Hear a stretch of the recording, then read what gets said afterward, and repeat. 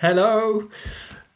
Today, I want to talk a little bit about what you can actually do with these AI chatbots, these large language models that are, people talk about them, but then, you go on them once and you chat a bit with it, and then you think, oh, yeah, that's cool, that's fun, and it seems pretty smart, and then you forget about it, and then can't really think of what to do with it. So that's what I get quite a bit when I talk to people, that they say like, oh yeah, I tried it, but now I don't really know what to do with it. Or oh yeah, I wanted to download an app, and then they actually got, say, like there are lots of these fake apps.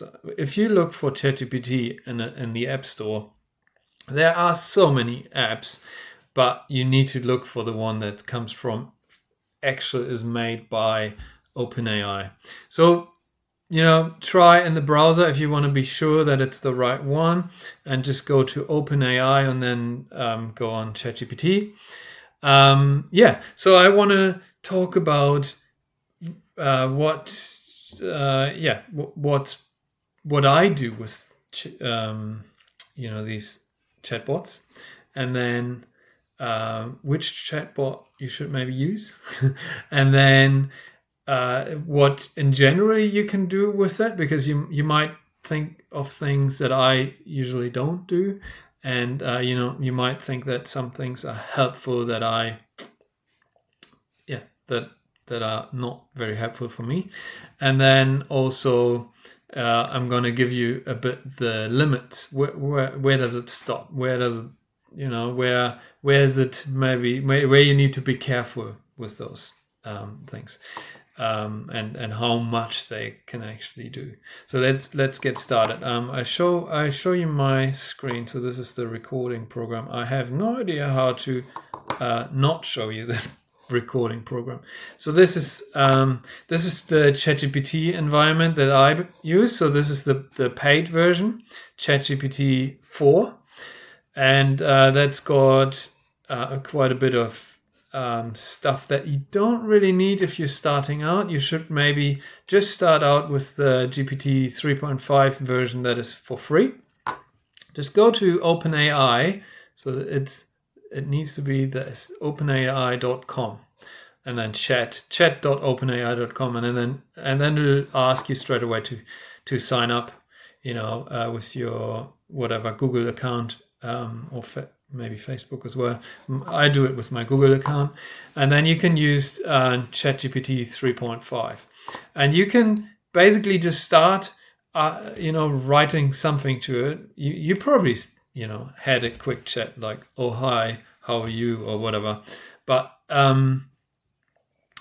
these things are very, very useful, and I'll tell you what I use them for, and that is mainly, say, like for general knowledge. So if I have something that I want to know that is well known in the world, so like where I'm sure, okay, they must know, or how old can trees get, or something, things that are, have been known for a while and are just general knowledge. If I go into specific knowledge, that can get a little bit problematic, but I get to that later. So it's general knowledge. You can try any knowledge, but then you got to be careful a little bit. General knowledge, like for example, say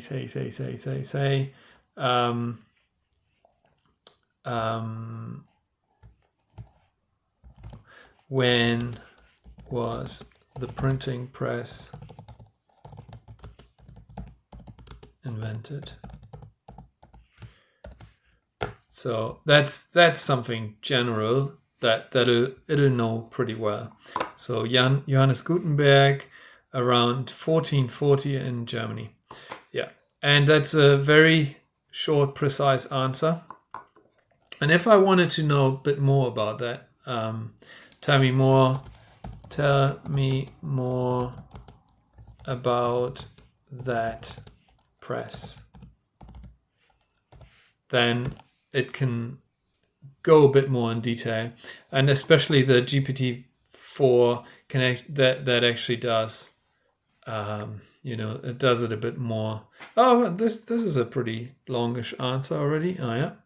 So that's what type press that was, and what materials and all that. So basically that's what I asked, right? I wanted to know a bit more about that press.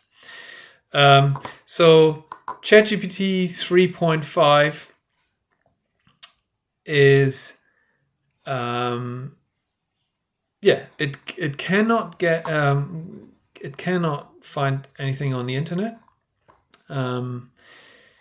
GPT-4 can actually do that. It can go into the internet. It can, you can put a link in and ask questions to that link, or you can ask about like news or something, and then it can actually browse the internet. ChatGPT 3.5 can't do that. However, there's one that I have recently discovered, and try Claude.ai, and that should give you Claude 3, and that is a free version as well. They have a free version, and that free version is actually almost as good as GPT-4. And so I would recommend, if you don't want to, straight away pay for it, then I would really recommend Claude, and it's really not that limited. I haven't really found anything that ChatGPT-4 wouldn't do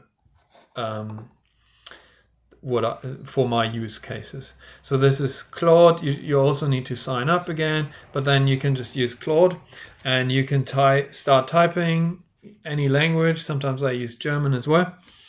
And then, so first thing I use the same here. I would use it for general knowledge. Then for, say, ideas. And, so like brainstorming, if I want to think of anything, like brainstorming, okay, what do I need to take on my camping trip, for example? And you could type that in, and it just gives you a list of the things that you might want to take on a camping trip. I've done that. That's why it just came up. But we could also just say, give me a list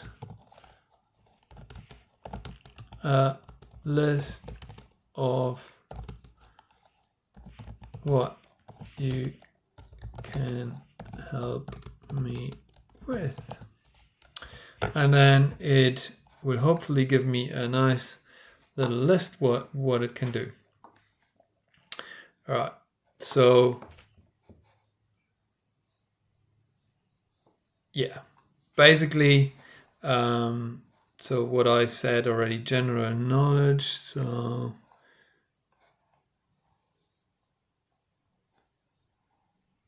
learning and education. So that's, for example, like I can explain difficult concepts. So that's general knowledge, and then creative projects, brainstorming. That's what I said as well. But then also writing and editing. Yeah, that's another thing I do with that as well.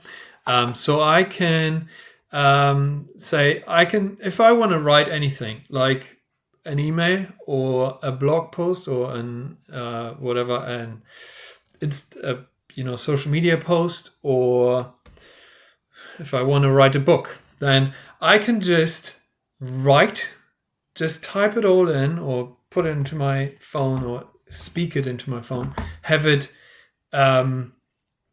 written in like no good form at all, just spit it all out, just put it all in writing, just your thoughts, and then it can tidy it up for you. So you can actually just paste it in there, and it'll, and then you can tell it, say like, oh, make that correct this. So writing and editing, I can I can make it, more well written, or proofread it, or you can do all sorts of stuff. Say you can then even go back and say again, or make it a bit more formal, or make it a bit more concise, and whatever you can, or you can have a text that that is a general knowledge text or something, and then say, oh, I want to make a blog post out of it. Write it as if it was so that it becomes a blog post, and that works really well. And you should always read it again, because you shouldn't trust it 100%, but they are pretty good. Especially if you go into like specific knowledge, sometimes it doesn't really understand it, so you gotta check if everything is if everything is factual in it. But that's very, very, very, very helpful. What else did I write? Oh yeah, so coding. I use it also for coding and programming. I learn programming with it. So I'm not a programmer. I did a bit of HTML and PHP stuff.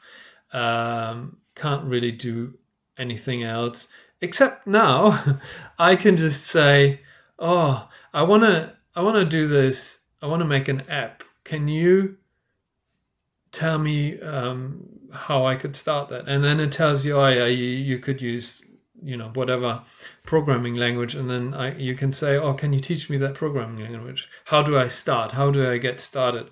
And then it'll explain to you how you can start learning this, how you can start using it. And then you can even ask it to write you the code. That's ridiculously simple. So that is really, really cool. So definitely for learning, especially code learning or interpreting.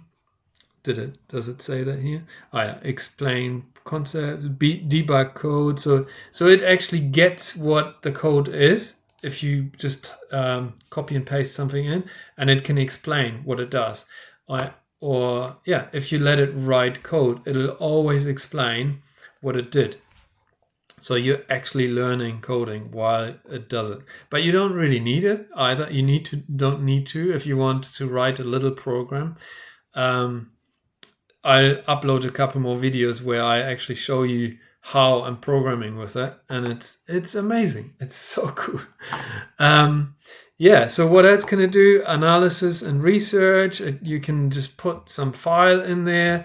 I don't know if it's a data file or a text file, and you can analyze it. Like if you've got the terms and conditions from somewhere and you want to ask some questions about that, you don't have to read the whole terms and conditions anymore. You can just ask, is there anything about payments in here, or is there anything about late fees, or is there anything about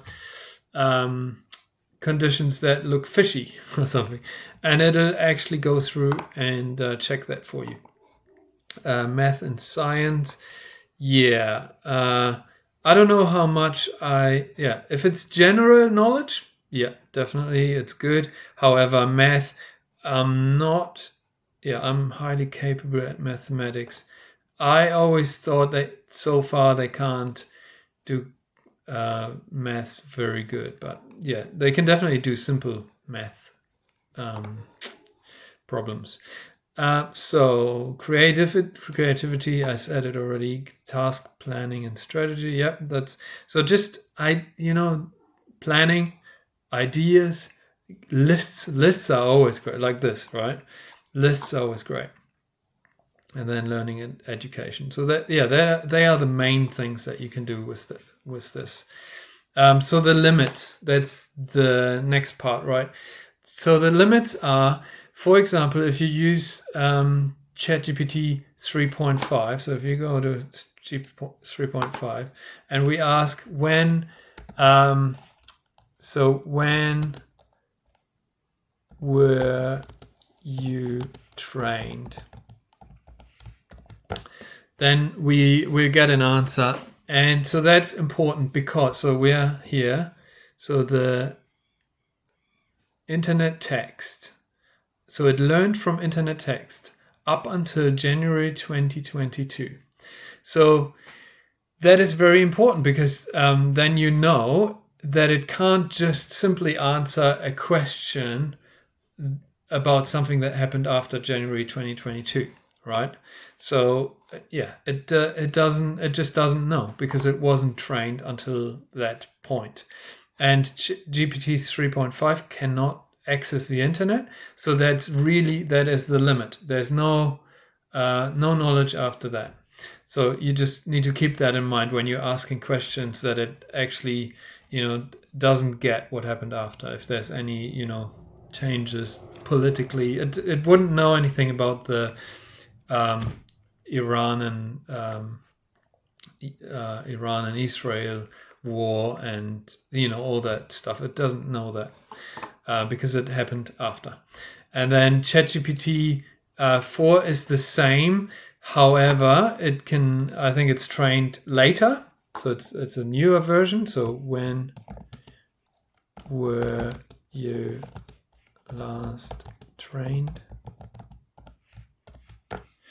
Then it will tell you it was in August 23. So it's quite significantly newer. And then I have knowledge of events and information up until October 23. So they put some information in there after it was trained. So they probably manually put this information in, but with people. And then Claude is very similar. I think it was also in 2023 at some point. However, the ChatGPT 4, you can actually tell it, look this up on the internet. And with Claude, you can do the same. Claude can also access the internet, which is very cool.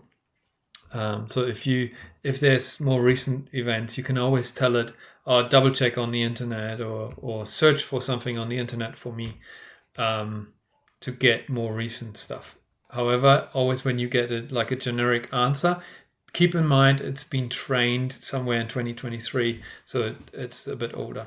But they'll obviously update that as well. They do another training run. So that's one limit, the time. What else do we have? Oh yeah, these language models, they hallucinate sometimes. So they give you false information. They just make it up. If they don't know it, sometimes you ask a question like, for example, a more specific question. I don't know, say about some politician, what that politician did in 2020.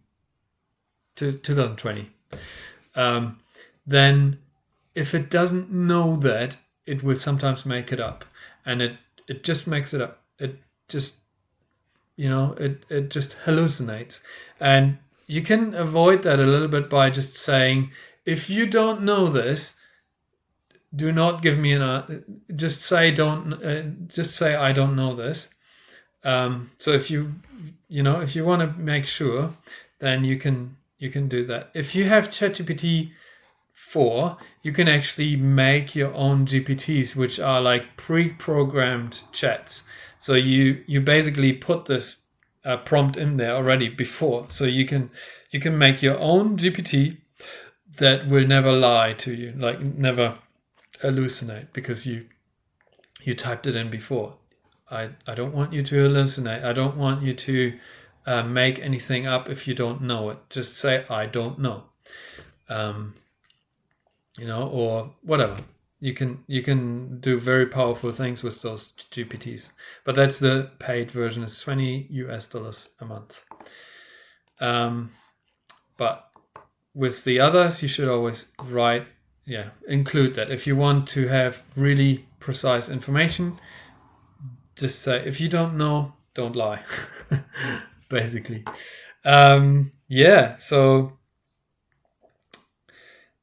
that is the most important things. The context length is maybe another important thing, especially also when you're coding.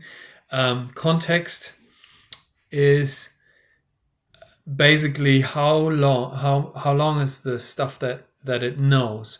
So if you say like all the text that came before what it says. So if you give it the terms and conditions of something and the terms and conditions are very long, it basically that's part of the context. So you write, oh, can you have a look through these terms and conditions for me and search for that and that? And then if that's a very long document, that is already that is part of the context length. And there is a limit to all these large language models. They have a context length limit. And at some point, they don't understand anymore what they were reading in the beginning. So, for example, if you say, oh, yeah, you're writing, oh, I want to know that about the terms and conditions, and then you give it the terms and conditions after, and then you ask questions after about that, it might have forgotten what you wanted in the beginning. Because, yeah, it just gets, or if you keep going in one chat, it'll actually forget what you were writing about in the beginning. So keep that in mind, that you keep the context length to a minimum. So they all have different context lengths. You can do quite a lot, but you can also test it. Just write a lot with it. Get it to write you stories, and then ask about things that you asked before. Or that it was writing before, and it most certainly forgets at some point. Especially if you've got like a long code, for example, and you let it do some complex tasks with that code and then ask something that happened before that, it won't know anymore. So yeah, that's the limits. However, I encourage you to start using it. Just start, start with Claude. That's, I would say, is really cool. It's really powerful. And just start. Just say like, oh, what can I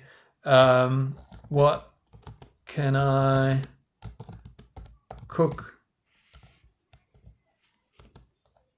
for dinner tonight? I want something with fresh veggies. I want something with pumpkin. And then it'll, just ask those kind of like questions, and it'll give you a list of ideas. I just love it, because, yeah, you're never stuck anymore. All right. Thanks for watching. See you later.